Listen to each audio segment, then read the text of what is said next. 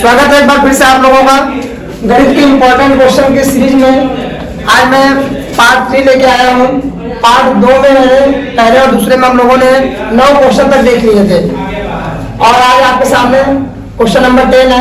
ये भी क्वेश्चन आपका क्या का है, इंटीग्रेशन का है, समाकलन का है और ये अनिश्चित समाकलन का है और ये क्वेश्चन पेपर में आपका 8 नंबर पे पूछा हुआ है। तो चलिए देखिए इसको कैसे कर रहे हैं। ये हो गया आपका सेक स्क्वायर 2x इसको ऐसे रहने दीजिएगा। नीचे वाले को साइन और कॉस में कन्वर्ट करें। जैसे cot x है तो cot x होता है cos x upon sin x। सबको पता है कि cos अपॉन sin क्या होता है, cot होता है और sin अपॉन cos क्या होता है, tan होता है। तो माइनस tan के लिए लिख देना sin x upon cos x। अभी जो चीज आप यहाँ पे किए हैं पेपर में आपको जो एग्जामिनर चेक करेगा उसको बताएंगे कि हमने ऐसे किया। यहाँ पे लिख के ब्रैकेट में दीजिएगा कि cot x इक्वल टू होता है cos x upon sin x और tan x इक्वल टू क्या होता है sin x upon cos x। ये हो जाएगा। चलो अब इसको सॉल्व किया जाए। तो देखो ये sec स्क्वायर 2x मतलब प्यार से करिएगा तभी होगा कुछ। थोड़ा सा अगर इधर करेंगे तो आंसर गलत निकल जाता है इसका।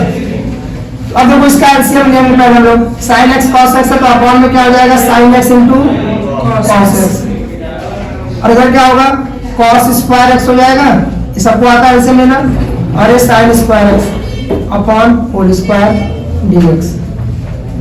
फिर हो जाएगा आपका sec स्क्वायर 2x अपॉन देखो ये फॉर्मूला कल के वीडियो में मैंने बताया था आपको cos square x minus sin square x इसका फॉर्मूला होता है cos 2x का। इसका फॉर्मूला होता है cos 2x का अपॉन अगर यहाँ पे 2 से मल्टीप्लाई और 2 से डिवाइड कर दें 2 से मल्टीप्लाई और 2 से डिवाइड कर देते हैं किसका फॉर्मूला बन जाएगा sin 2x का बन जाएगा।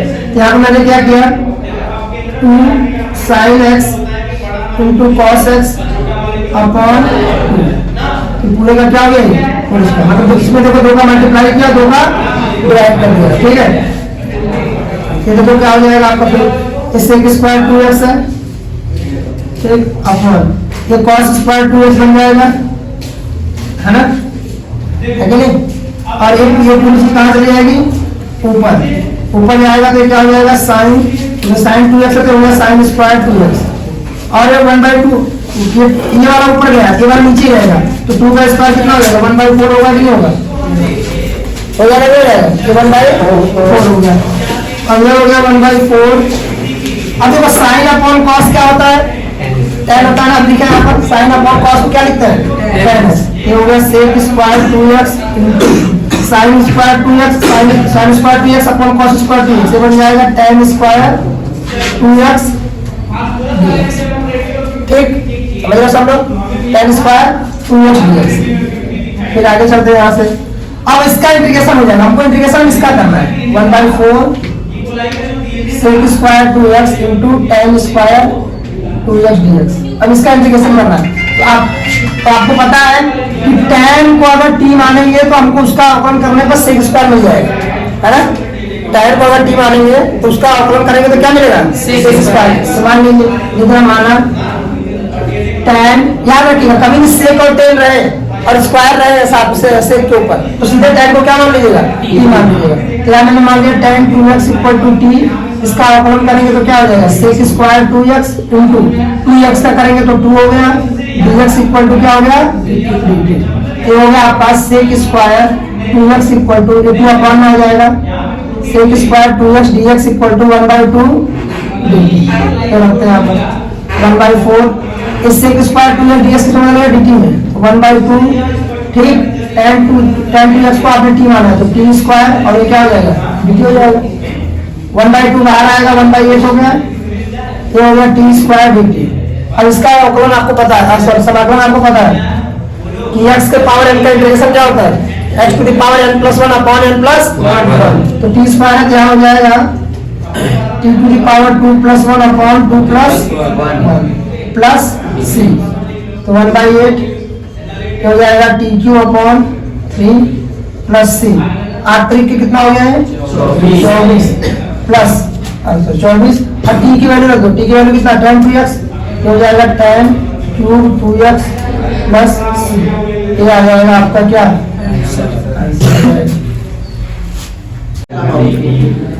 चलिए आगे बढ़ते हैं हम लोग अगले क्वेश्चन की तरफ।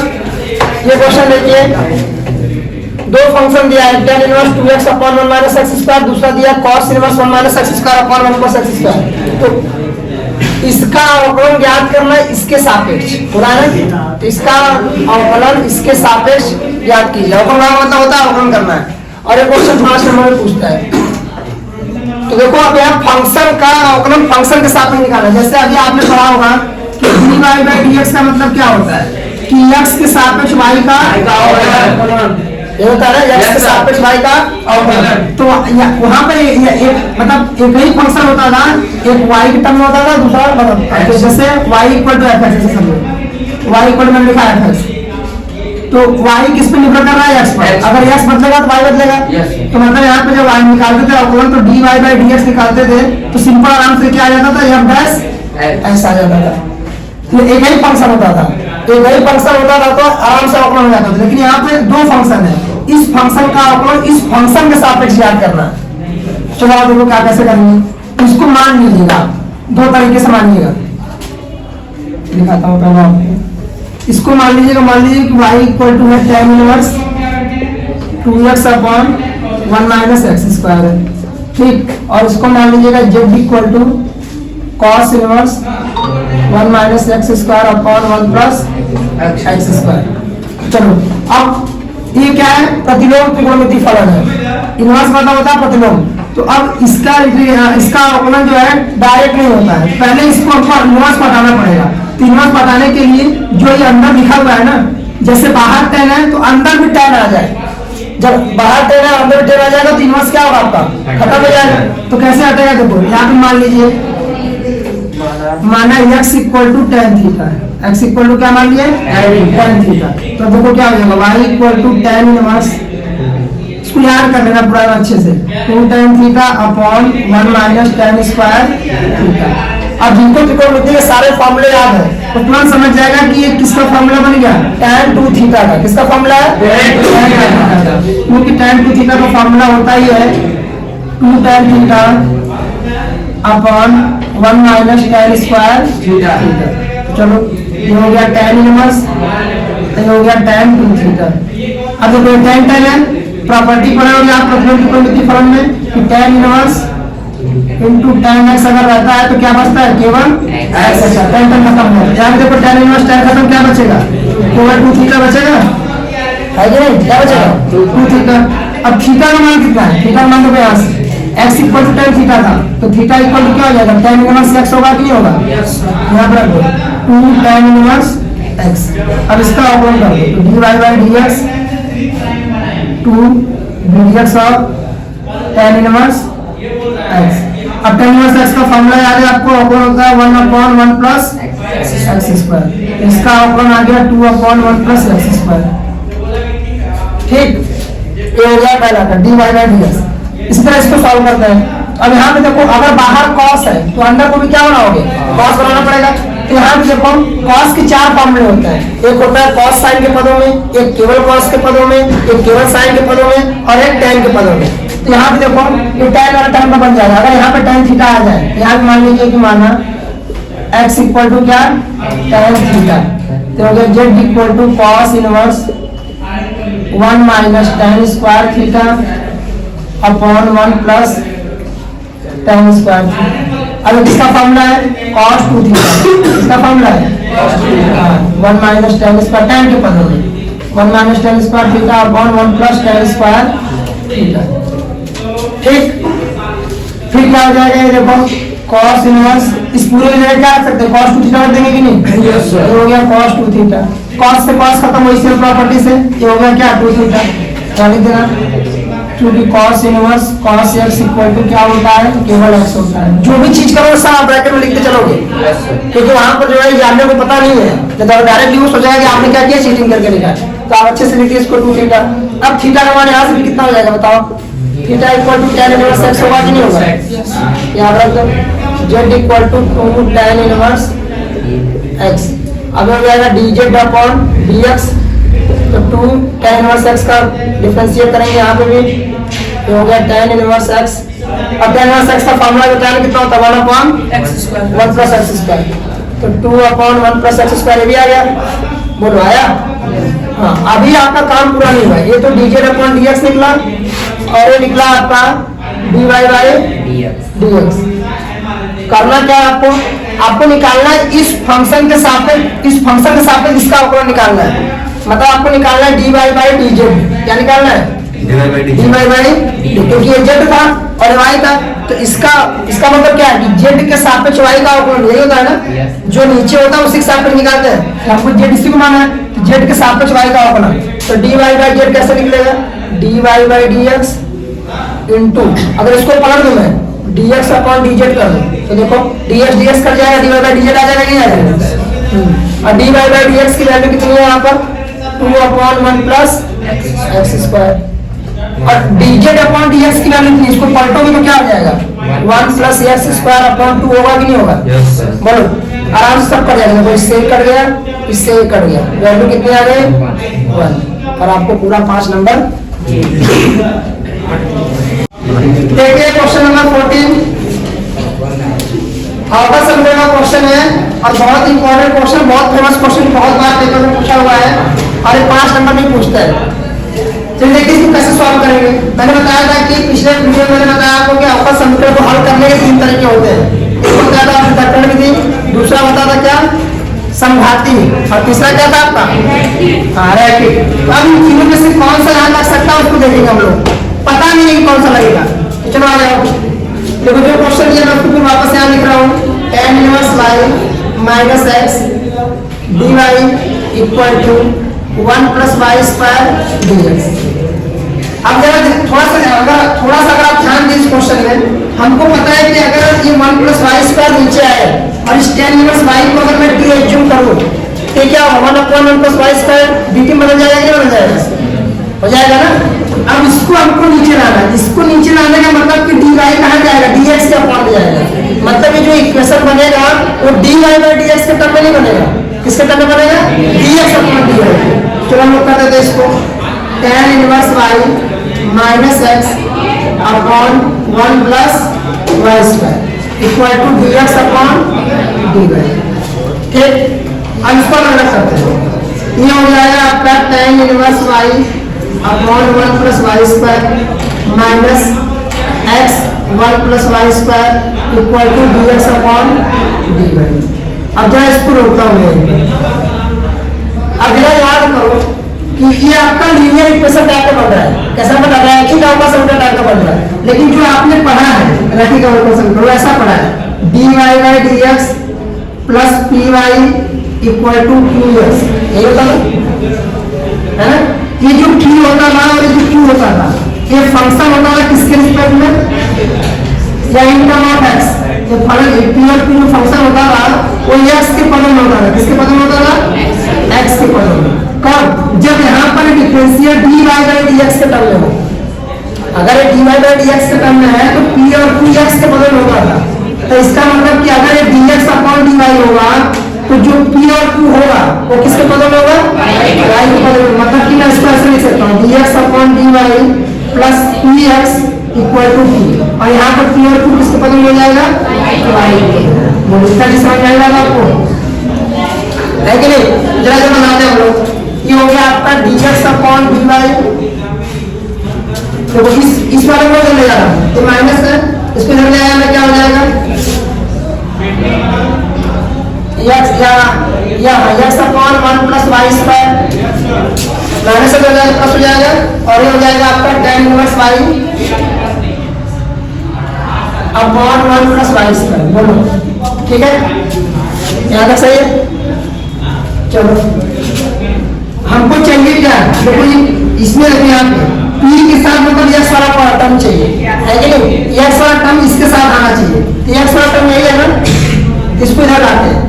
तो dx अपॉन dy इधर प्लस इधर आएगा तो क्या हो जाएगा? Plus minus 1 upon 1 plus y square into x. बोलो और नहीं, इधर प्लस था इसको इधर लाना, तो माइनस 1 हम बाहर तो प्लस रखेंगे, जो माइनस था उसको कहाँ कर दिया?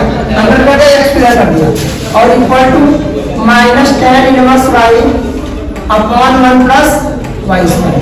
अब अगर कंपेयर कराएंगे इसको dx upon dy plus P x equal to 2 से तुलना कर लेंगे।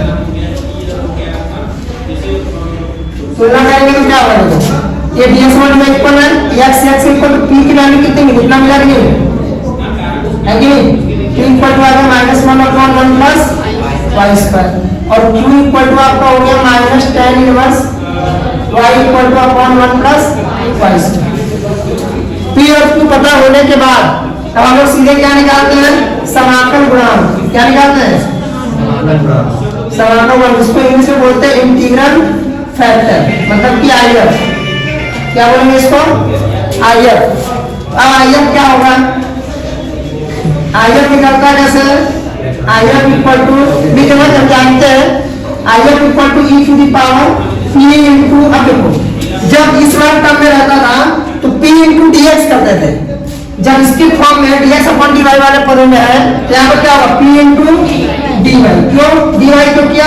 क्योंकि ये जो p है वो किसके टर्म में है? y के पद में है ना, इसलिए यहाँ पर हो जाएगा आपका e p की वैल्यू कितनी है? -1 upon 1 plus y square dy। इसको सॉल्व करके तो क्या आ जाएगा बताओ? ये 1 अपॉन 1 प्लस y स्क्वायर इसका इंटीग्रेशन है tan इनवर्स y का, ये हो जाएगा e to the power minus tan inverse y।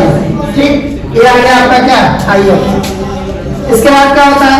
हम लोग लिखते हैं फॉर्मूला होता तो y इंटू आई, लेकिन यहाँ पर dx अपॉन dy कैसे लिखा है? x into I equal to integral of q into I into dy plus c। यही होगा ना? जो था हमारे पास हो जाएगा, जहाँ x था वहाँ y हो जाता है। चलो x इंटू आई की value e to the power minus tan inverse y equal to q देखो यहाँ पे आपने लिखा है minus tan inverse y upon 1 plus y square और आई की वैल्यू कितनी है? e to the power tan inverse y plus c dy। tan inverse y को हम लोग क्या मान लेते हैं? e मान लेते हैं, चाहे माइनस tan इनवर्स y को मान लो, माइनस को मान लेते हैं। क्या कर देते हैं? माना minus tan inverse y equal to t, ये क्या हो जाएगा? -1 upon 1 plus y square dy equal to क्या होगा? dt। ये हो जाएगा x into e to the power minus tan inverse y equal to, देखो ये हो गया आपका e to the power t हो जाएगा। बोलो पहले इसके लिए रख दिया e पावर t और एक -1 upon 1 plus y square dy dt बन चुका है और यहाँ पर tan इनवर्स y है, इसको लिखेंगे t प्लस c। अब इसका इंटीग्रेशन कैसे करते हैं? इंटीग्रल बाय पार्ट या समाकलन, क्या बोलते हैं उसको? खंडशः समाकलन। खंडशः समाकलन में आईलेट का यूज करेंगे। इसको मान लीजिएगा सेकंड और इसमें क्या हो जाएगा आपका फर्स्ट, क्योंकि इसमें एक फंक्शन आपका चर घातांकी है एक्सपोनेंशियल और दूसरा क्या है आपका अलजेब्रिक है, बीजगणितीय। तो जो आईलेट वर्ड का यूज किया जाता है उसमें ए पहले आता है और ये कहाँ आता है? बाद में। ए मतलब क्या? अलजेब्रिक पहले आ रहा है, इसको हम लोग मानेंगे फर्स्ट और इसको क्या मानेंगे? सेकंड। तो चलिए इसी कर देता हूँ इसको, ये हो जाएगा x into e to the power minus tan inverse y। कैसे होता था? फर्स्ट को छोड़ते थे, सेकंड को क्या करते थे? इंटीग्रेशन। तो फर्स्ट को छोड़ा, सेकंड का इंटीग्रेशन, तो माइनस फर्स्ट को क्या करते थे? डिफरेंशिएट करते थे, सेकंड का क्या करते थे? इंटीग्रेशन, अब पूरे का क्या? Integration plus c। ठीक है, ये हो जाएगा आपका x into e to the power minus tan inverse y equal to t। e power x का इंटीग्रेशन क्या होता है? e पावर x होता है या e पावर t है तो e पावर t ये आएगा। अब e पावर t का इंटीग्रेशन e पावर t है ना, और इस t का अपॉन क्या आ जाएगा? 1 हो जाएगा into e power t plus c। और प्रॉब्लम यहाँ पर पहले इसका इंटीग्रेशन किया e पावर t और इसको डिफरेंशिएट करेंगे t का रिस्पेक्ट में एक ही बचेगा ना, 1 into e power t x into e power minus tan inverse y equal to t e power t minus e power t plus c। x into e power minus tan inverse y, यहाँ से e power t common लिए कितना हुआ? t minus 1 plus c। t को क्या माना था आपने? Minus tan inverse y, tan inverse y equal to e to the power minus tan inverse y और tan inverse y minus 1 plus ये हो जाएगा आपका क्या आंसर। अब यहाँ पर देखो कई बच्चे क्या करते हैं e to the power minus tan inverse y, यहाँ पे e power minus tan inverse y, इसको क्या करेंगे काट देंगे, ये कटेगा नहीं क्योंकि साथ में यहाँ पे प्लस c भी है ना, इसको काट नहीं सकते, इसको ऐसे छोड़ दीजिएगा, यही आपका आंसर है। बढ़ते हैं अगले क्वेश्चन की तरफ। ये question 0 to pi by 2 root sine x upon root sine x plus root cos x। CBSE board में क्वेश्चन मात्र 3 मार्क्स में पूछता है, लेकिन यूपी बोर्ड के पेपर में क्वेश्चन कई बार 8 नंबर पूछा है, जबकि क्वेश्चन है नहीं 8 नंबर लाया है ना। करना कुछ नहीं है इस, क्योंकि क्वेश्चन ऐसे टॉपिक का है ना कि उनको समझ में नहीं आया, इंटीग्रेशन में बदल नंबर 8 नंबर में। अब इंटीग्रेशन में कौन सा इंटीग्रेशन है, निश्चित समाकलन है, क्योंकि लिमिट दे रखा है। अब निश्चित समाकलन को करने के लिए 7 प्रगुण आप लोगों ने पढ़ा है, कितने प्रगुण, 7 प्रगुण। मैंने बताया था जब भी अगर निश्चित समाकलन का क्वेश्चन आपके सामने आ रहा है, अगर आपको कुछ पता नहीं है, मतलब डायरेक्ट अगर नहीं हो पा रहा है, ये पता है कि प्रगुण लगेगा और ये नहीं समझ पा रहे कौन सा प्रगुण लगेगा, तो आंख बंद करके कौन सा प्रगुण लगाना है, 4। चलो आइए शुरू करते हैं हम लोग। ये हो गया आई इक्वल टू इतना, मैंने मान लिया इसको। अब प्रॉपर्टी 4, अब प्रॉपर्टी 4 क्या है उसको लिखना पड़ेगा, केवल P4 बोलने से काम नहीं चलेगा, क्योंकि कभी कभी अलग अलग ग्रुपों में प्रॉपर्टी के ऊपर नीचे दिया जाता है, तो कौन सा प्रॉपर्टी उसको आप यहाँ पे एक्सप्लेन कर दो। तो आप लिखना P4, क्या है P4, 0 to a fx dx equal to क्या होता है 0 to a f of a minus x dx। ठीक, ये प्रॉपर्टी होगी आपकी, ये लाइन नहीं है प्रॉपर्टी में, चलो ये करें तो इसका यूज करेंगे। चलो आगे लगाते हैं i equal to 0 to pi by 2। तो रखें यहाँ पर देखो ये रूट साइन x, जहां जहां x से मान क्या रखेंगे, ये माइनस x रखना है, यहाँ की वैल्यू कितनी है पाई बाय 2, तो हो गया sine pi by 2 minus x upon root sine pi by 2 minus x plus root cos pi by 2 minus x dx। ठीक, अब आपको पता है कि sin pi by 2 minus x cos x होता है, लेकिन जो आपका एग्जामिनर जो कॉपी चेक करेगा उसको मान के चलो कि नहीं पता है, तो आपको वो चीज बतानी पड़ेगी। आप देखो यहाँ देखेंगे कि sin pi by 2 minus x equal to क्या होता है cos x, क्या होता है cos x, और cos pi by 2 minus x क्या होता है आपका sin x। बोलो समझे, ये चीज लिखोगे फिर उसको आप अप्लाई करोगे। i equal to 0 to pi by 2 sin pi by 2 minus x किसको बन रहा है आपका cos x, ये हो गया रूट cos x। नीचे क्या आ जाएगा आपका रूट cos x और plus root sin x dx।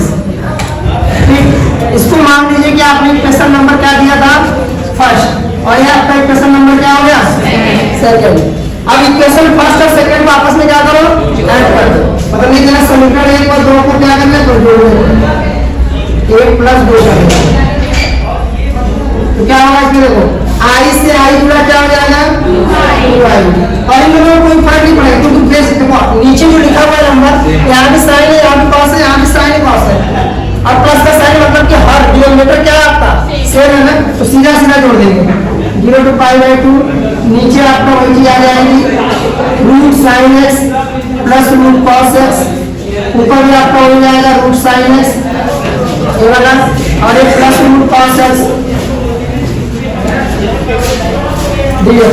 ये कैसे हो गया 2i equal to 0 to pi by 2 1 into क्या होगा dx, क्या हो जाएगा 1 इंटू dx। अब इसका इंटीग्रेशन आपको पता है, मैंने बताया जब भी 1 दिखे तो जिसके रिस्पेक्ट में इंटीग्रेशन कर रहे हैं वही चीज आपकी क्या होती है आ जाती है, क्या हो जाएगा आपका 2i इक्वल टू 1 का इंटीग्रेशन क्या हो जाएगा x हो जाएगा 0 से पाई बाय 2 2i इक्वल टू, अब क्या रखेंगे यहाँ पर पहले यहाँ पर रखेंगे क्या रखेंगे ये हो गया पाई बाय 2 माइनस फिर 1 इंटू 0, तो 2i इक्वल टू हो गया पाई बाय 2, इसकी i इक्वल टू कितना हो जाएगा पाई बाय 2, और ये आ गया आपका 8 नंबर आपको थोड़ा बहुत मिल जाएगा। बढ़ते हैं अगले क्वेश्चन की तरफ। क्वेश्चन देखिए कौन का है? पूरे मैथ के सबसे आरबीयू के बाद सबसे इजी टॉपिक अगर कोई है तो यही है। इस क्वेश्चन में हमको सॉल्व करना है। दिया गया दो फंक्शन दिया है, y इक्वल टू 40 और x इक्वल टू 4/t, और ऐसे फलन को क्या बोलते हैं हम लोग? प्राचलिक फलन। क्या बोलते हैं? या इंग्लिश में बोलते हैं इसको पैरामेट्रिक फंक्शन। मतलब कि जो आपको पूछा है, जैसे dy/dx पूछा है, पूछा क्या dy/dx, लेकिन यहाँ पर y किस पे डिपेंड कर रहा है? t पर, और x भी किस पे डिपेंड कर रहा है? d पर। जब कभी आपको ऐसे क्वेश्चन मिले कि y और x अलग अलग हो और वो किसी एक थर्ड वेरिएबल पर क्या करे? डिपेंड करे। थर्ड वेरिएबल मतलब कि जैसे थीटा हो जाए, t हो जाए, p हो जाए, t मतलब कि x y का मान, तो ऐसे फंक्शन को क्या बोला जाता है? पैरामेट्रिक, मतलब कि प्राचलिक फलन। क्या बोलेंगे? प्राचलिक फलन। तो चलो इनका आकलन देखो कैसे करेंगे। हमको निकालना है dy/dx। हमको क्या निकालना है? dy/dx। तो dy/dx निकलेगा कैसे? अगर ये t पे डिपेंड कर रहा है, t पर निर्भर कर रहा है, तो हमको सबसे पहले निकालना पड़ेगा dy/dt, होगा कि नहीं? और जहाँ पे आता हम किसका साइन लगता है? मल्टीप्लाई का। फिर दूसरा ये भी क्या निकलेगा? dx/dt, लेकिन हमको dx चाहिए कहाँ? dy के नीचे, तो हम इसको पलट के लिखेंगे dt/dx। ये चीज इसी का इसको बोलते हैं चेन रूल, इसी का यूज करेंगे हम लोग। कैसे करेंगे आगे पहले इसको समझाने के लिए छोड़ दो। पहले यहाँ पे y इक्वल टू 4t है, आप निकाल लो dy/dt, ये प्यार से निकल जाएगा 4 बाहर, dt आप क्या हो जाएगा t। फॉर्मूला आपको पता है, जिसके इस पे निकल है उसका पावर माने पावर आगे आएगा, क्या हो जाएगा? t के पावर 0, t के पावर 0 की वैल्यू कितनी होती है? 1। मतलब कि यहाँ केवल 4 बचेगा। बोलो अरे बोलो भैया। आएगा देखो क्या होगा आपका? x इक्वल टू 4/t है। इसी तरह इसका निकालेंगे तो क्या होगा? dx/dt, ये 4 बाहर, ddt और इस t को ऊपर ले आते हैं, t पावर -1 हो जाएगा। अब इस माइनस को आगे लाओगे तो -4 और t के पावर -1 -1, ये तो एक घात घट जाती है। पावर में क्या होता है? माइनस होता है, तो हो गया -4 t टू द पावर -2, या इसको लिख सकते हो -4/t²। बोलो ठीक है, dx/dt निकल गया। चलो अब आ जाएंगे हम समीकरण 1 से। समीकरण 1 से, समीकरण 1 से क्या हो जाएगा? dy/dx equal to dy/dt into dt/dx। तो dy/dt की वैल्यू कितनी आई है? 4 आई है। इसको ग्राफ लिख दिए 4।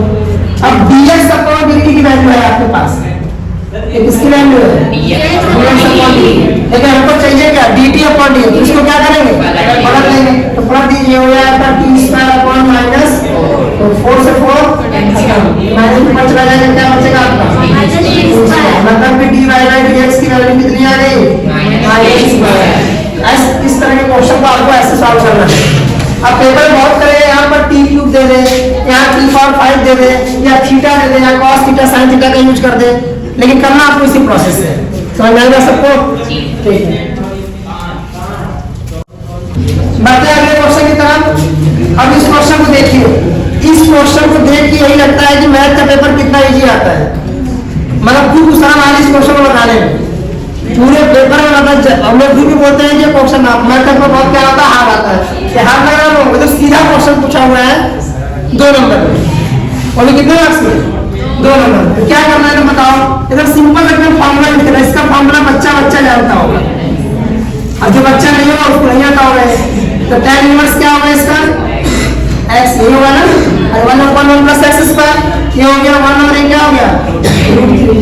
तो पहले अपन ने मीटर जोड़ दो भैया, tan इनवर्स √3 माइनस लगाएंगे, tan इनवर्स 1 हो गया। लो खत्म। tan इनवर्स √3 की वैल्यू कितनी होती है? कितनी होती है भाई? 65। हाँ तो कितना लिखोगे? π/3। और ये 1 तो पता है आपको, π/4। एलसीएम में कितना आ जाएगा? 12। ये 4π - 3π सॉल्व करेंगे, कितना आ जाएगा? π/12 हो गया। चलिए इस सिलसिले में आगे बढ़ते हुए अगले क्वेश्चन की तरफ बढ़ते हैं। अगले क्वेश्चन की तरफ बढ़ते हुए हमने देखा कि ये क्वेश्चन किस तरह का है, अगर हमारा बिल्कुल क्वेश्चन ये भी है, तो इसको कैसे करेंगे? मतलब आपको देख ही पता चल रहा है कि अगर हम इसको मान लें तो हमारा ये वाला पूरा टर्म किसमें बदल जाएगा? आपका dt किसमें बदल जाएगा? dt बदल जाएगा। तो चलिए आ जाइए, यहाँ पर लिखेंगे x³ को t ये हो गया 3x square dx equal to क्या हो गया dt। तो x square dx equal to क्या आया 1/3 dt आया बोलो अगेन 1/3 dt रख दो। ये 1/3 बाहर हो गया x स्क्वायर dx dt बदल गया और ये हो गया sin t। फिर भी लोग बोलेंगे कठिन पेपर आता है सर। sin t इंटीग्रेशन क्या होता है माइनस cos t।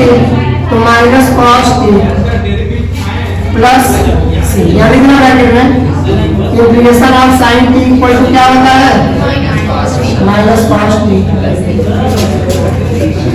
तो हो गया minus cos t by 3 plus c। t की वैल्यू वापस रख दो minus cos x cube upon और ये करना था। चलिए आगे बढ़ते देखते हैं। तो अगले क्वेश्चन की तरह हम लोगों ने देखा कि किस टाइप का क्वेश्चन है इनवर्स। आपके मैथ के जो सिलेबस है उसका जो कौन सा चैप्टर नंबर 2 चैप्टर 2 है थर्ड है जो भी है वो तो थर्ड चैप्टर है। थर्ड चैप्टर आपका इनवर्स ट्रिग्नोमेट्रिक फंक्शन है उसी से क्वेश्चन पूछा हुआ है और बहुत ही आसान क्वेश्चन है। इनवर्स ट्रिग्नोमेट्री से इससे आसान क्वेश्चन पूछ ही नहीं सकता।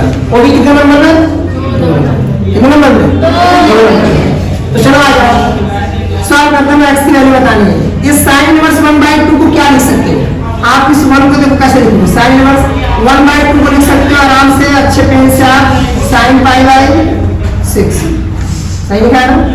sin 30 की वैल्यू 1/2 और 30 को क्या लिख सकते हैं π/6 equal to tan inverse x। बोलो कोई दिक्कत। प्रॉपर्टी आपने पढ़ा होगा उसमें इनवर्स ट्रिग्नोमेट्रिक में कि sin inverse sin x equal to क्या होता है आपका यहाँ से sin इनवर्स sin खत्म क्या बचा π/6 equal to tan inverse x। अगर tan इनवर्स इधर आएगा तो क्या हो जाएगा tan π/6 इक्वल टू x। और tan π/6 का मतलब क्या tan 30 क्योंकि पाई की वैल्यू 180 रखोगे 6 से डिवाइड करोगे तो क्या होगा tan 30 होगा और tan 30 की वैल्यू कितनी आती है 1/√3।